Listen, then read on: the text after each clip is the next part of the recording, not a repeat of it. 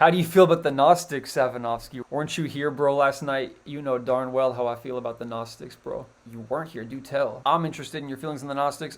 Well, since you asked. Yeah, Gnosticism, it is the Matrix. We were talking about that last night, how people think the Matrix is like more Christian than it is, where it's like not, ultimately the Matrix is a Gnostic movie based off of a Gnostic comic book or graphic novel, however you want to spin it. The guy who wrote the source material for the Matrix got visions of the Gnostic Christ. The Gnostic literature, such as the Gospel of Thomas, was written hundreds of years after Jesus, and the real Gospels and the real New Testament text.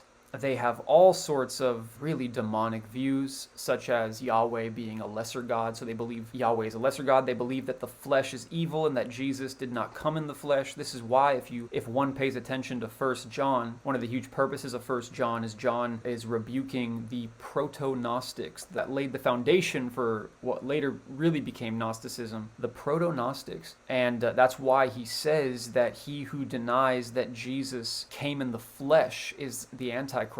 And nowadays you'll find there's a lot of neo-Gnostics, maybe even pseudo-Gnostics, where it's kind of like I was saying before last night, like the Mormons being blown to and fro with the wind, changing their doctrine with the culture. You'll find a lot of that, and those are honestly some of the worst camps because they are more seductive, because they're like, oh, we're not like those crazy Gnostics. We're the good Gnostics. It's like, nah, bro. They really have horrible slander about the God of Israel, Yahweh, the creator God. Gnosticism is not it. Super backward, super demonic, and really deceptive because, of course, they believe the lie of the Garden of Eden. You know what I'm saying? That enlightenment comes through secret gnosis.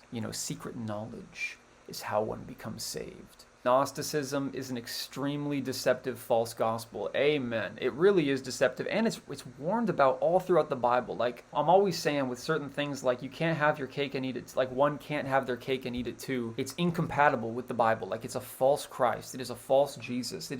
If the Gospel of Thomas is true, that means the other Gospels aren't. And if the Gospels that we know and believe to be true are true, then the Gospel of Thomas is not. And again, like, it's manifest that it's not true. Because, again, you have every evidence in the book pointing against from it, to it being written hundreds of years later, to the quote-unquote Christ they speak of in it, looking nothing like any of the Gospels we have, looking just like a Greek philosopher written by people who didn't understand his Jewish identity, which literally misses all the mark of all the anchor prophecies in the Old Testament pointing forward to the Israelite Messiah. You know what I'm saying?